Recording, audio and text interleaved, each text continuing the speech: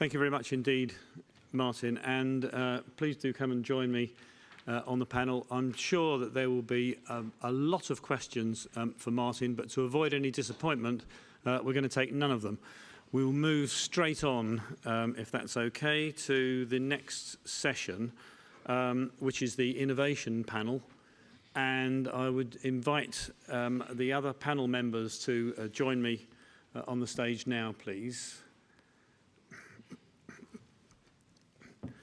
While they're coming to the stage, just to start off, and before everybody leaves, I'd just like to pass on my personal thanks to the organisers of this conference. It's been an excellent couple of days, I think. It's been a delight to be back in face-to-face contact with friends and colleagues, as opposed to 18 months sat in my living room on a computer. It's really been a very wide range of interesting, relevant and well-prepared presentations by world experts. And if you went to a similar conference anywhere else in the world, I think, organised on a commercial basis, you'd pay 3 or 4 times what you've paid for this conference. So I would like you to join me in thanking the organisers now, please. Thank you.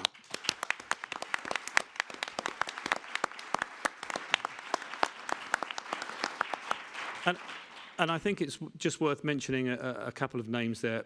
Organisers led by Mark Leggett and Tris Thomas particularly, and their teams, I know. But Mark will come and make the closing comments at the end of this conference, and I don't suppose for a moment he'll be thanking himself. But really a lot of this is down to Mark Leggett's input. I want to do a deal with you. It's very disconcerting for the speakers and contributors on the stage if everybody starts getting shifty and looking at their watches and leaving early. So the deal is, if you don't do that, if you stop, I will make sure that we finish on time. That sound like a fair deal? I know that we're running a little bit late now, but we will finish this session at 3:50. So, innovation. Oh, sorry, can I also say that I've checked and made sure that the organisers will ensure that the slides are all available to you sometime after the end of this conference. So, for those of you that have been photographing the screen, unnecessary. So, innovation, a word on everyone's lips these days. Clients nearly always say that they want it, or they want innovative solutions anyway. Every bidder in the supply chain, of course, says that it's central to everything that they do, along with health and safety and many other things. And we'll explore those concepts later. A word that I would like to give you is exnovation. And I need to read the definition here. And this is the opposite of innovation. And it's defined as when products and processes that have been tested and confirmed to be best in class are standardised to ensure that they are not innovated further. And actually, exnovation is deployed as a strategy to improve organisational performance, particularly in things like the motor car industry and the airlines. And I just point that out just to show you that innovation is not always the only way forward. Many industries don't like innovation or don't deploy innovation everywhere for various reasons. Now, Elon Musk, he might prod or inspire people to innovate, but he is not a tunnelling engineer. And so he won't be the person that delivers any great invention into our industry. The people that will do that are you, and helpfully to me, the people that are sitting on this stage here. And so we now have the opportunity to talk about innovation and how this is going to be deployed in the tunnelling industry. So very quickly, the people on the stage here, starting on my left, is Jérôme Fourget, Managing Director of Bouygues Travaux Publics UK, and Jérôme is also a member of the BTS committee. Then Dr. Martin Herrenknecht, who you've just heard from.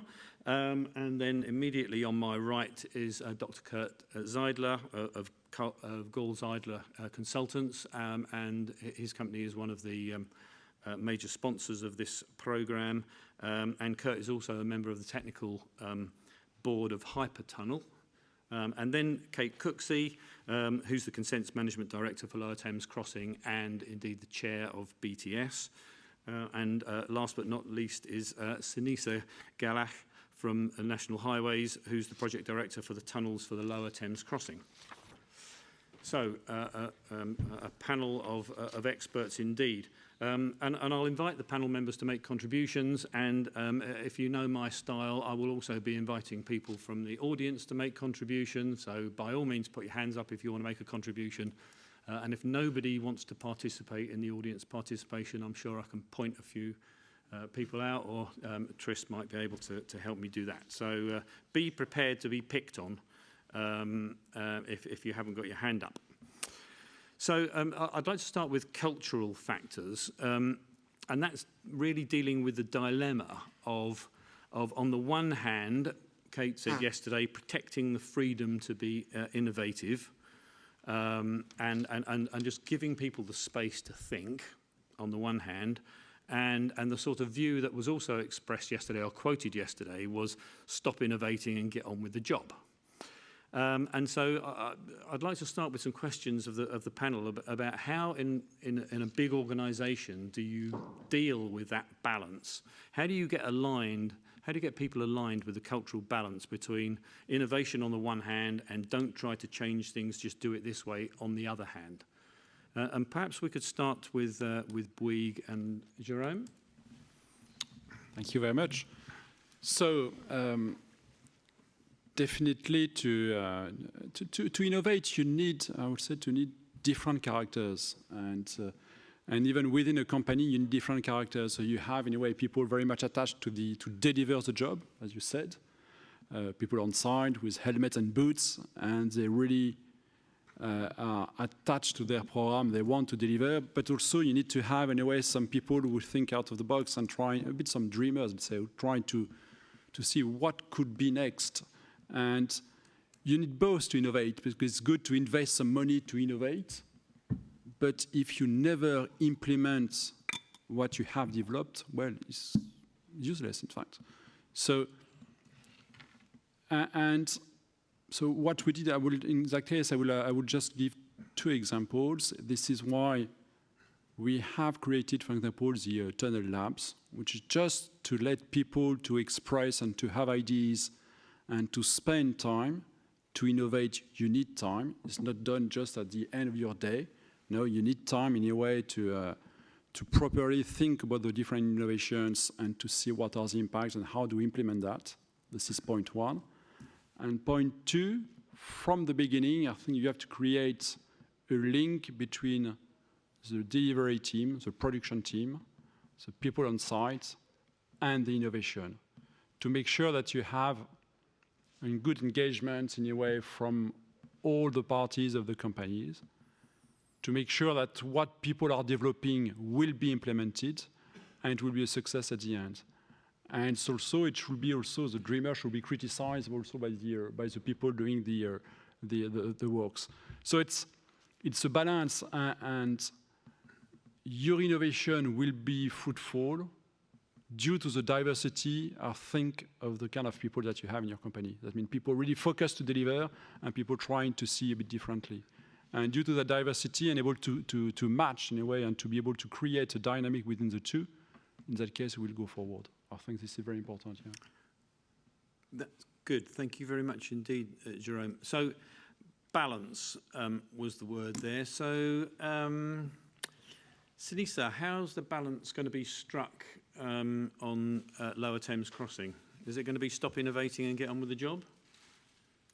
Depends. Depends what is the outcome.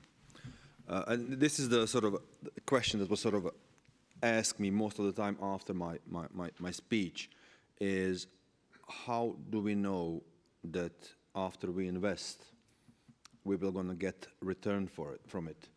And this is where the question of the balance comes. So this is also usually most often comes from the client side. And I think you mentioned on your opening note, client usually said, we want it.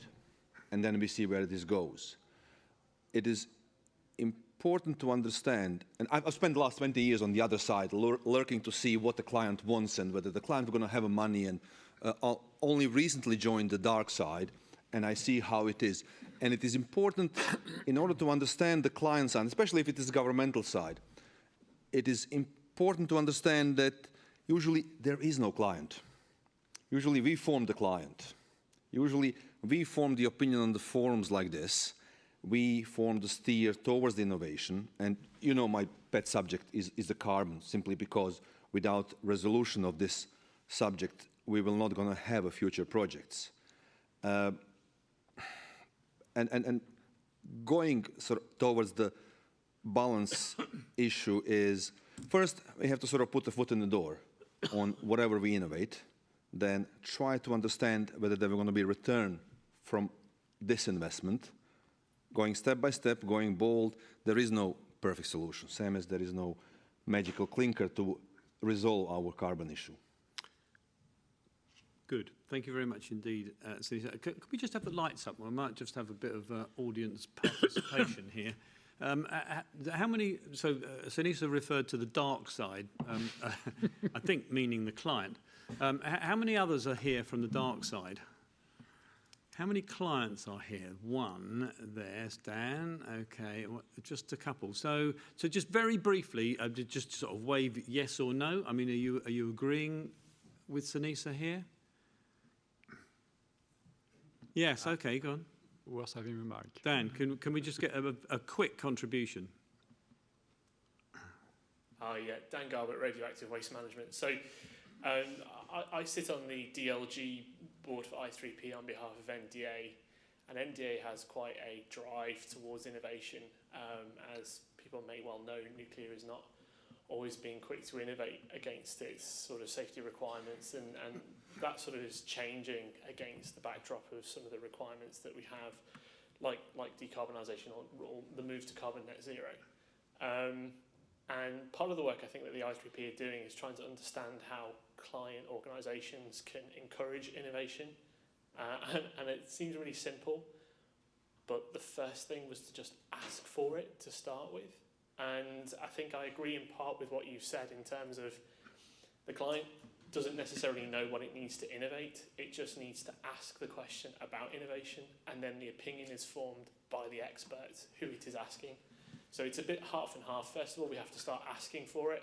We have to have some indication of where we need to go, but then let the supply side meet that, give them space, give them the money, and give them the opportunity to use their specialisation to meet it. Thank you very much. Thanks, Dan. That just leads me straight on to ask a question of Kate. Kate, do you think that the clients give the supply chain enough space to think? And do you think that we train people to think? I think probably if I start with the training to think, I think there's always a lot of pressure within any organisation for, as you learn and you go through from university or your route into employment, you've got a path that you've got to go through. There are parts in terms of innovation, in terms of thinking. If you're going for your IC chartership, you want to be looking at creative things. But I don't necessarily think that within a graduate's time, if you were sent out and it was quite okay for you to just leave the old traditional office for an afternoon because like Brunel, you wanted to go for a walk through the shipyard, you'd probably have some interesting comments as to why you're doing that. So I think probably that freedom of thinking time, not necessarily. And I think a lot of people feel the pressure, probably even more so with teams, that you have to be seen to have a packed full diary. I don't know how many people in the room actually reserve that thinking time. It is really important. So I don't think we get necessarily trained to think, but also necessarily the acceptance of the freedom to think, and that is actually acceptable time. And perhaps maybe that is where the balance, probably back to maybe sort of the drive, and actually I'm now working on the client side for the first time, that pressure behind that cost-benefit analysis, but actually how do we change the rhetoric that it is okay for us to improve as an entire industry, and therefore every part of that industry, is to focus on some thinking time. And I think probably with your original question, my key parts was actually around focus. And actually what I loved listening to Martin about, when you look at it over that number of years, is about the incremental changes, and everyone's got their wish list of what they want to do next. So where do we store all of that in terms of thinking time, knowledge management, but maybe actually it's everyone's personal bits that they want to improve on. It's those incremental changes I find fascinating. It was fantastic to see laid out like that. So let's develop that then, Martin. 5,000 people working for you. They can't all be innovating all the time. So how do you control that? How do you manage that? For me, it's quite interesting. I'm a handsome guy, you know. My office is my home. My wife is not too lucky about this.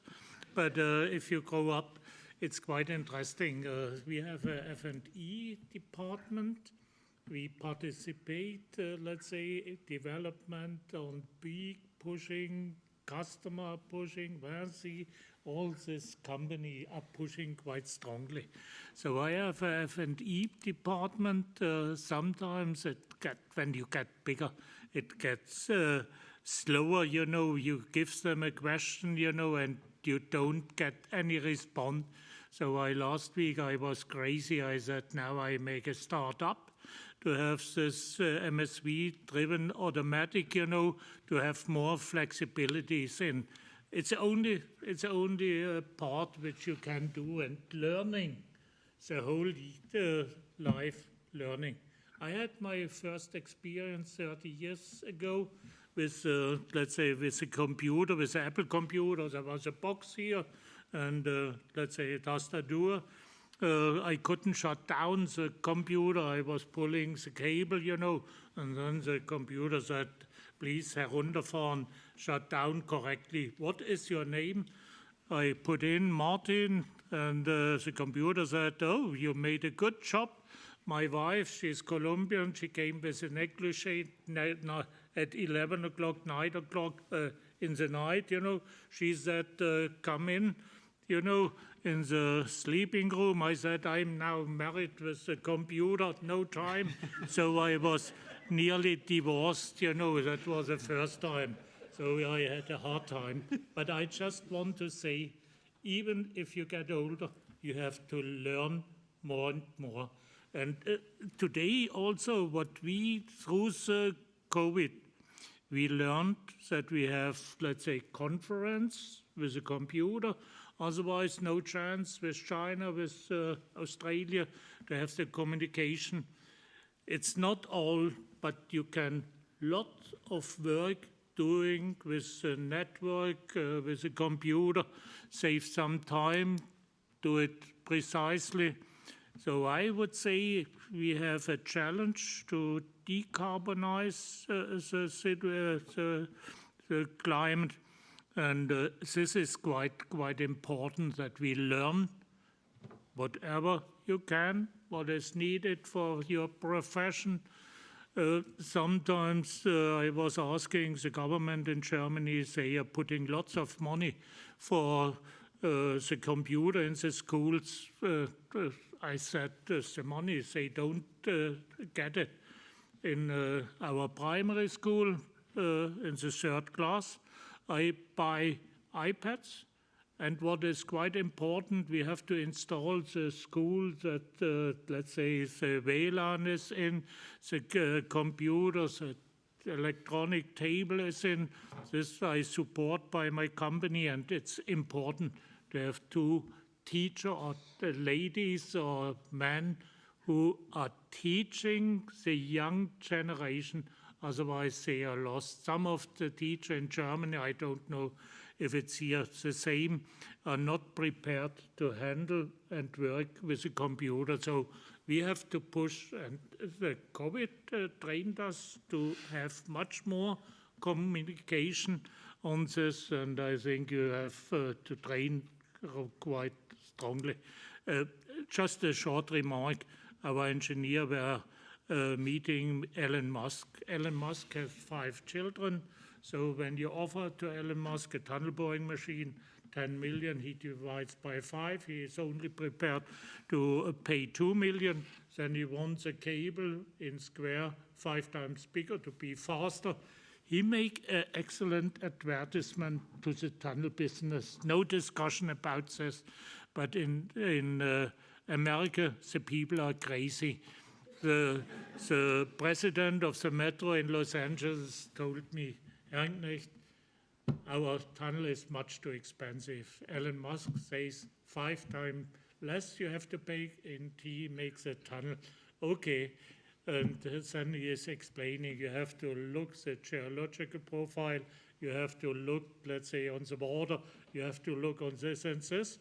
And his answer is to the people, I wish Elon Musk all the best, but he has the biggest enemy in the tunnel industry that he tells them you are foolish, you are stupid. And I think the tunnel industry is quite complicated. With a rocket, you have no boulders on the sky, but in the tunnel you have restriction. So the people still are on the right way, and I think... And he hasn't built any of the LA Metro, has he? No. No, right. In Las Vegas, I was driving through a 600-meter tunnel. He bought an old machine, 20 years old. He made 20 meter per week. I told the people we do 20 meter per day, so they were a little surprised. At metro station, you get down, there are 10 Tesla cars with 1 driver. In 1 car, you can put 3 people. I thought if I would have here a subway, I would put all the people in 1 train to drive through this tunnel. So I think for advertisement, he is a clever guy. But I better start building electrical cars before I build tunnel in England. Martin, thank you. I want to pick up one of your points about working at home and working with computers, and ask. Well, I'll probably ask Kurt this question about whether or not lockdown and pandemic and working from home has affected or stifled innovation in your organisation, or how you've dealt with that. Well, first of all, lockdown really showed us that we can work from home as well. And I'm not saying this should be the standard situation, because I still believe in the human interaction. And when we think about, and we just mentioned before, the thinking time, we have to be able to sit down and think about things from time to time. But we have also to bounce off our ideas of other people.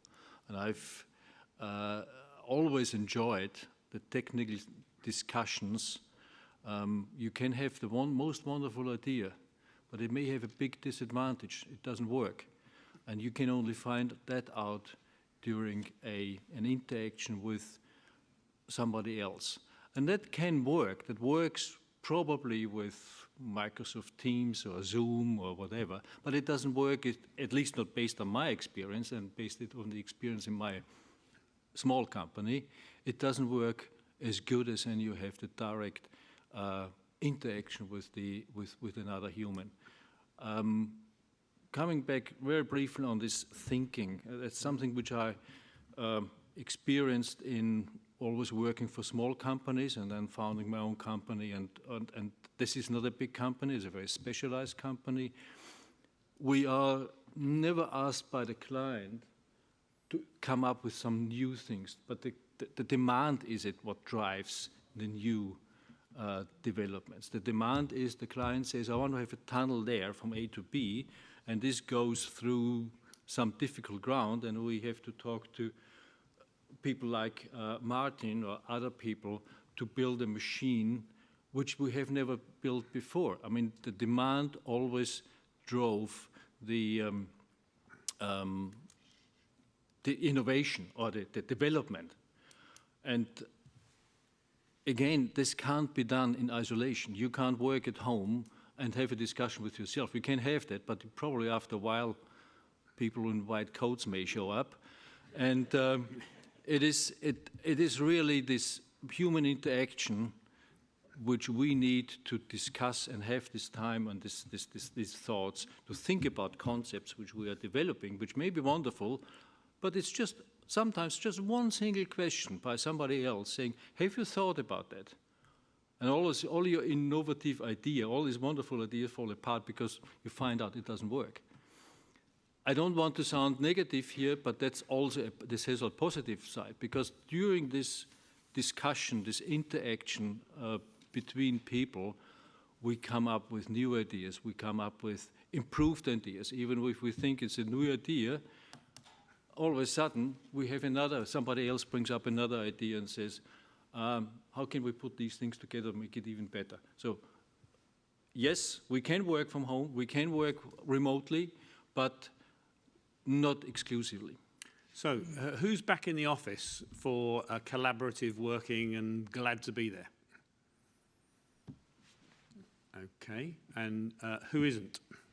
Who's still working from home, happily in front of the computer on their own? Yeah, so that's interesting. I mean, for people that couldn't see all of that, the majority are back in the office at least for some time. Who's back in the office 5 days a week? Yeah, okay. So there's a few. So there's as many back 5 days a week as there was not going back at all. So I think, you know, that's a trend for the future, isn't it? At this stage, are there any questions prompted within the audience for any of the panel members on the subject matters that we've been discussing? Yes, Triss is running around with the microphone to Kat. Just if you wouldn't mind saying who you are, just please. Catherine Smell from Ferrovial. I think you've probably touched upon it a little bit, so it's a bit of a subtle extension to the question that you very first asked in terms of the balanced kind of act. But I was kind of, from a client point of view for both Sinisa and Kate, what gets you really excited about innovation in terms of, you know, what do you look for in innovation and what makes you sort of say, yes, I like that, when it's in its early stages? Obviously, if it's already been done and it's saved you loads of money, then that's kind of like a good innovation. But what, in the early stages, what grabs your attention? What kind of says, yes, I want that to be taken forward?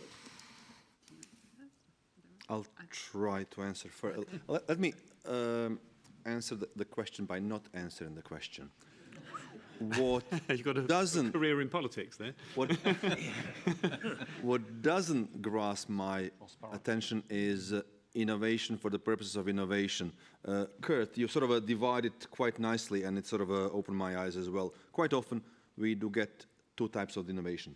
Innovation by demand, the one that you have been talking about, and sometimes people do knock on our door with innovation that the only purpose is to bring the innovation. The second part costs the money, doesn't return the money. And again, if you're on the governmental side, you have to be careful where do you spend it. And unfortunately, this is where the loop closes, unless there is somebody like Elon Musk who can look 30 years in advance and waste the money for first 15 in order to have the end part. In a governmental side, it doesn't work that well. We don't have such a great vision. So it is easier to determine what doesn't pass through the sieves than what passes.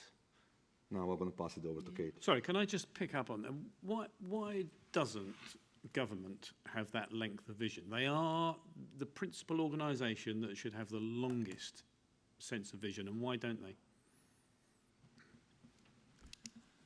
It is a good question. I don't know exact answer. I think it might be because they are not seeing it with the technical eyes always. I think because the pressures are coming from the other side. Yes, there are, from the governmental side, quite a long-term objectives and the goals, and they know where they want to be, but it's very hard to approve the step towards this where they want to be. We have to understand that sometimes what we see clearly, as people with a technical background, from the engineering background, we cannot expect that everybody understands us, same as we don't understand the politicians, even when they are trying their best. Right, thank you. We'll take Kate's view on that, sorry, on the previous subject in a minute, but if there's anybody here in the audience who wants to defend the government or public sector position on that, as expressed by Sunisa, fine, just raise your hand in a minute. But we'll come back to Kate. Yeah, so I think in terms of what excites me is every project has its own set of uniqueness. And I think anyone that's working on a project, you're driven to want to do your best and to find a solution to something that makes not only your life and your colleagues' lives easier whilst delivering it, but you'll also get so bought into the community that you are delivering that project within. And I think the sense of satisfaction and the ability to reduce any impact on the lives of those that we are building around is a key focus for me. So in terms of consent management, I've done a lot of work in terms of protecting third-party assets and in how we get these projects even to the point where we're able to deliver them and get onto the ground. So things that we can do that help that balance of how we actually get to be able to deliver projects excites me. But I think there's a number of ways of delivering that. So I think it's not always just thinking about some of the really big things. You can bring some quite small things that can have some really big step changes. So as I think we mentioned, carbon is obviously a big one, but we've talked a lot about that in terms of doing things like removing vehicles from the road network. That can have a huge impact, but the actual thing you've done to be able to have that impact might be something quite unrelated. So I think it's a little bit of thinking outside the box, but sometimes some quite small things can really bring that big legacy moment. So, yeah. Good. Thank you, Kate. Anybody want to defend the public sector Green Book view of life or anything? No, didn't think so.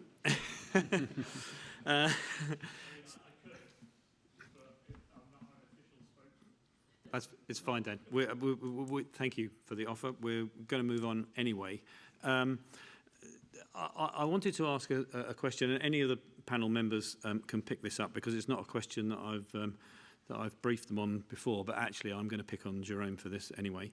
And it really, for me, this is the question between obsolescence versus built to last. Martin Knights was talking yesterday about building to last, but my observation is that in other progressive industries, cars, phones, whatever you think of today, we tend to be building for a shorter and shorter lifestyle, and I wonder whether we're trying to be.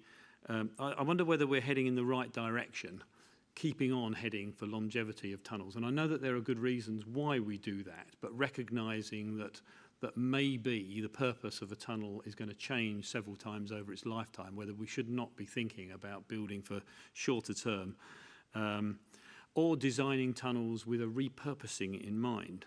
So I also think we need to be more articulate about a value for money. So do you think that we're heading in the right direction by keeping on saying that we're building to last and it's costing more money because we're building something to last 300 years or 100 years or whatever, when most people can't see the benefit in that length of time? Jerome?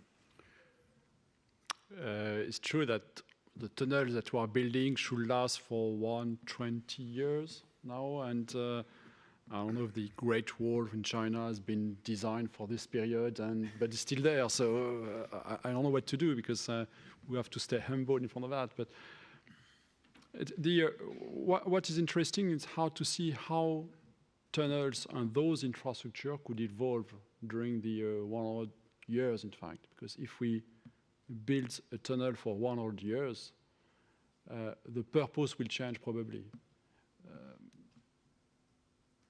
100 years ago, there were no cars, or very, very limited number of cars. When the Great Wall has been built, it was to protect. Now it's more to visit. So you can see that the purpose for all the infrastructure can change very quickly, and it probably will be the case. So it's interesting part in a way to see how can we keep, in fact, what can we do, in fact, to allow this new life of a new generation, of new possibilities, in a way, for new purposes for this kind of assets. We never thought about it, but we have to try, Martin, really. And this is what I think is going to be a dilemma in the future, that decisions are being made on a shorter and shorter term basis, and public sector works in the UK have to depend on a Green Book justification, and that is about return on investment, and that has to be a short-term thing. And politicians are really only interested in the next vote, and that's only ever going to be 4.5 years away. So we're trying to balance a design life, something which most people outside the engineering profession can't grasp. So we're facing a more and more difficult task to justify expenditure on something that's going to last 120 years. Martin Knights is nodding like mad over there. And I'll come back to him, but is there anybody else that wants to jump in on something like that? Okay, sorry, that's Angus, I think. Briefly, Angus. Yep. Please. Angus Maxwell. It just reminded me of the West Island Line overrun tunnels in Hong Kong, where they actually came up with a tunnel segment removal machine because they had to get rid of the overrun tunnels to build the continued island line. I'm just wondering whether you could build such tunnels with a view that you were going to deconstruct them in order to reconstruct them in the future. Yeah, we did. It was for the Island Line in Hong Kong, where we dismantled one part of the existing tunnel to do a new one with a new route and so on. So it's possible we'll be happy to innovate another time, right, to see what we can do. Well, and is this not a case where the industry needs to take a lead? Because I don't think the answer is going to come from anybody outside the industry. I think, you know, it behoves us to tackle this. But it's true that with the CO2 issue and challenge that we have, it's might be an area where we have to start to think about it, in fact. So why to design a structure of above 100, 200 years, in fact, if we don't know the purpose in 50 years? Why cannot we save anyway some things? And it's quite, it rings me a bell, in fact, because it was for just on temporary works, when we designed temporary works recently, just by adding all the safety factor, we arrived through a structure where we are 3 times designed for what is necessary. So in that case, why just we take a factor 50%, in fact, just for temporary works, at least we save 50% of the quantities. So our process, perhaps, in a way, should be, we should think twice before adding so many, we might be brave, I don't know, but we have to think twice. No, exactly. Adding anyway, yeah. I'm with you. I think we do need to be brave, because the moment we're not brave, we'll be designing to specifications which are a decade old and codes. No, I'm exactly. talking about Exactly. codes, in fact, Really by applying codes and codes. Yeah. Mr. Knights. When I thought about the title for yesterday's paper, I thought it'd be boring as hell to call my paper a paper about tunnel asset management. That's going to guarantee everybody will walk out of the room. So I thought of a catchy phrase about building the last. That wasn't my intention in spirit, because I think one of the problems that Syria are going to try and address is not just about how to plan for tunnels in the future and the flexibility and the adaptability, that, you know, it might be for a different purpose in 50 years' time or whatever. The thing is, we've got a growing legacy of what we have, and the intention about Built to Last is how can we squeeze more use out of footprints that were built 100 years ago or even 50 years ago, and through technology increase the betterment of the capacity and the throughput, and to be able to do interventions with repairs in service. And that was the intention around my remarks. The other thing I'd just like to add is that I think what COVID has showed us over the last 18 months is that necessity is the mother of invention. And it's that when there's a need, that's it. So I think we got into a trap where when clients or people talk about innovation, we actually dignify a good idea and address it as an innovation. There's nothing wrong with a good idea. If you talk about the expectations around the title innovation are very grand. A good idea is great. Good. Thank you, Martin.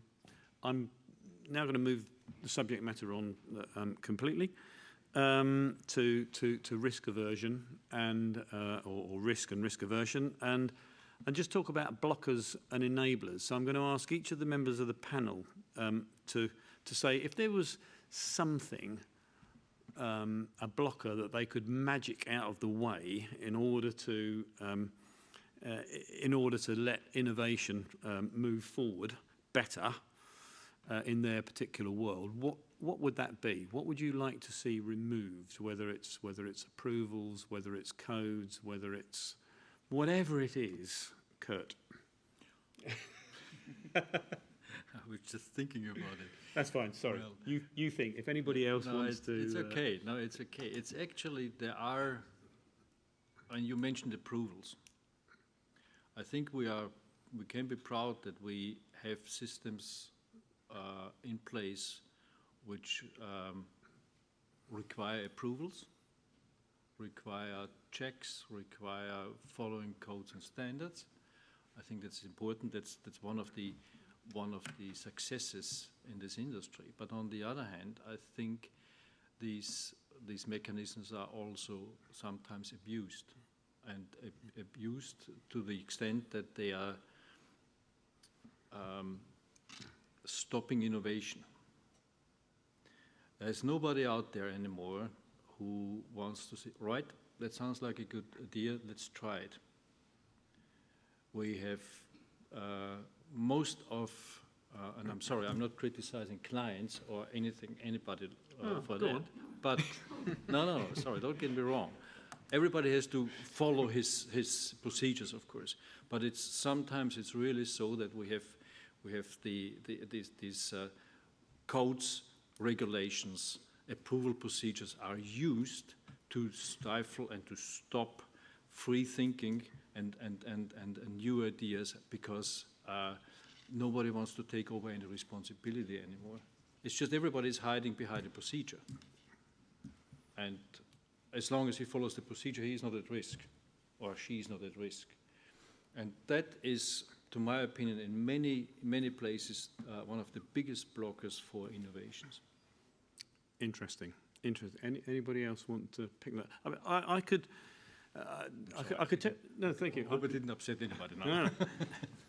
I can tell you a little. I can tell you a story about that. I did some research some time ago into the history of relationship between engineering and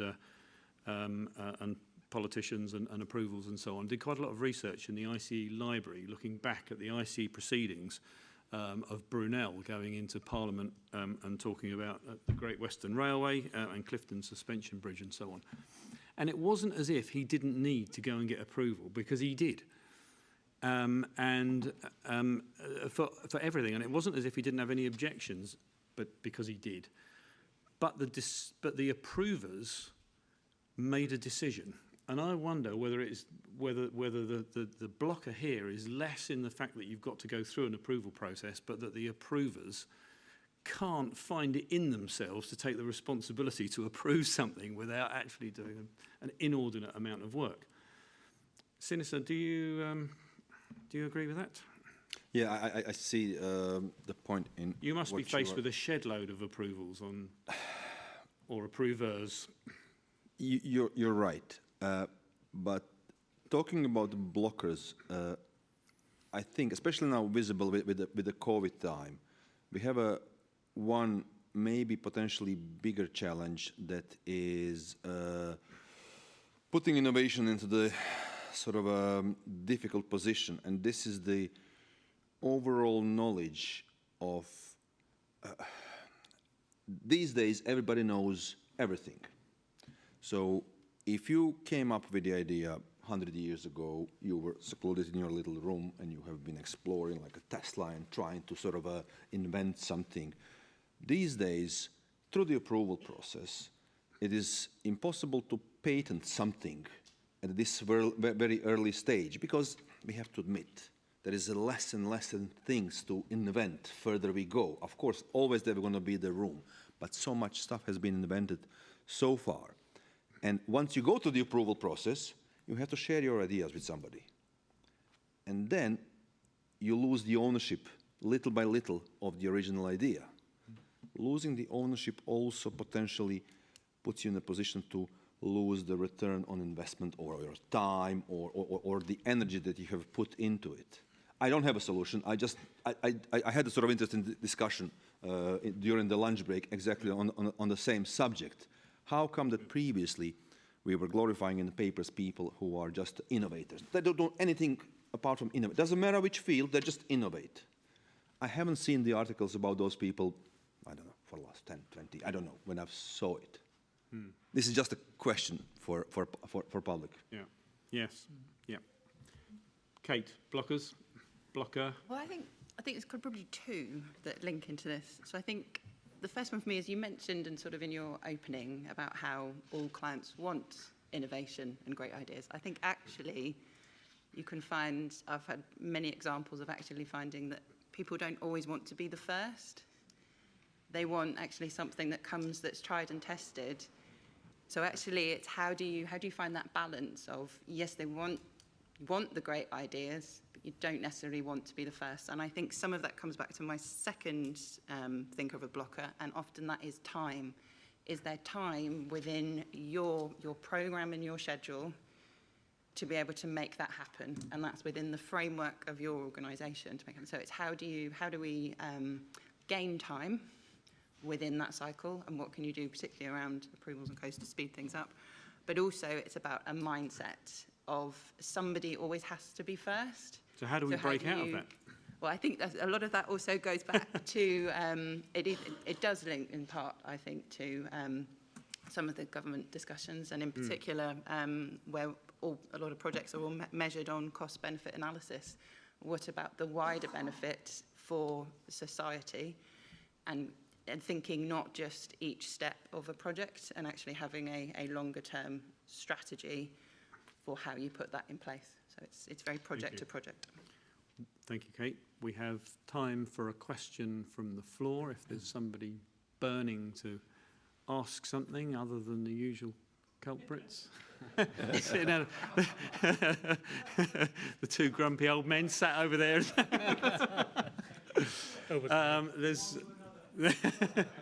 There's one there, and it's got to be a quick question, and it's got to be a quick answer. And then we'll finish. Very quick question. I guess it's for BTS. It's Kate. We've got so many young people with lots of ideas, with innovative ideas. What can we do in our industry, in our community, in BTS, to encourage and get those ideas, allow them to come to the surface and be dealt with quicker? And I'm thinking carbon reduction, climate change is a great one. We talk about a lot of young people passionate about that. How do we grab hold of that and make it? So some of this is quite apt, because we actually discussed at the last committee meeting about what we do for Tunnel Day this year, and part of that was actually recognising things like the ICE have done, sort of the competitions to sort of explain engineering in better ways, ideas, but actually maybe to target more the sort of people thinking about TED Talks and coming together to share their ideas in different ways, but maybe make it a little bit more like how younger people like to maybe engage in today's society with something a little bit different. So maybe something like that. So really welcome lots of ideas, and that's sort of something that the young members are looking at the moment, because a lot of people, I think, have got great ideas. It's probably the mechanism of how you share them. And that, for me, is a responsibility for all of us to just ask our people what else they're interested in, which is where I mentioned the fact that company found that they'd got some great coders in their business. Maybe they didn't know that. Do you know in your organisations how many people like to game? I know I probably don't. But it's an interesting concept of finding out what's out there. How well do we know what other people do? Communication It's and good all about ideas. communication. Thank you, Kate. A great note to finish on. So 15:50, we're going to finish on time. I'd just like you to join me in thanking the members of the panel discussing the innovations today. Thank you.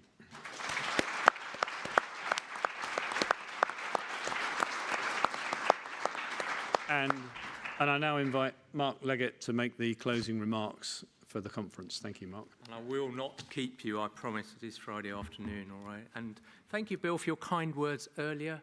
However, I think the real fakes for the conference programme have to go to Tris Thomas over here, who works tirelessly to make this event happen. And I must admit, our hearts were in our mouth in July, wondering whether the thing would go ahead. But it's been truly wonderful, I have to say, for all to be together in person. I've really enjoyed it, but thank you, Tris, for bringing this entire programme together. I think you deserve a round of applause.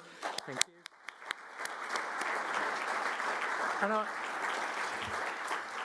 I really, fantastic presentation, Dr. Martin Herringknecht. Thank you so much for coming over, especially today, for our 50th anniversary. Hasn't it been a strange 18 months? You know, we've missed 2 annual dinners when we should have celebrated 50 years. Hopefully we'll do a special one next year, God willing. I also want to thank our conference partners, Dr. Grose-Eidler, consultants, Draeger, National Highways. And thirdly, I want to thank all of you for attending and all of our great speakers. We've had a fantastic and varied programme. I think Sir Harold Harding, our founding chairman, he would have been proud to see the broad church of a variety of people and experiences we've presented on. You know, we've gone from, started by looking at future tunnellers, what they're like, asset management, pandemic resilience. I was fascinated by the sort of innovative approach of hypertunnel. That's the sort of research that says they're actually risking real money there on looking at a new way of doing things, challenging us. We were challenged to think differently about the value and how we prioritise underground space. And I was really struck actually by the presentation from Patrick Bravery on insurance about the losses due to extreme events. That was a real eye-opener to me. You know, we've gone from that being from tunnel collapses to now flooding due to extreme weather events being the biggest critical risk. Fantastic to see that the digital afternoon, the digital panel. And today we learnt about work on some of the current major projects in the UK, Europe and the Middle East. I think this afternoon it's a real privilege to hear the history of tunnelling from Dr. Martin Herringknecht, to finish up with a great innovation panel from Bill. And thank you, Bill, for your tireless support of the BTS over the years. I'm really very grateful. I do wish you all a very safe journey home. Thank you very much once again for attending the conference. I think we're holding one next year. We're back on track. This year's 2020, sorry. I know it's 2021, but we're a bit like Tokyo. Pandemics, we can't help it, but do have a safe journey home, and I wish you all a very pleasant weekend. Thank you for attending.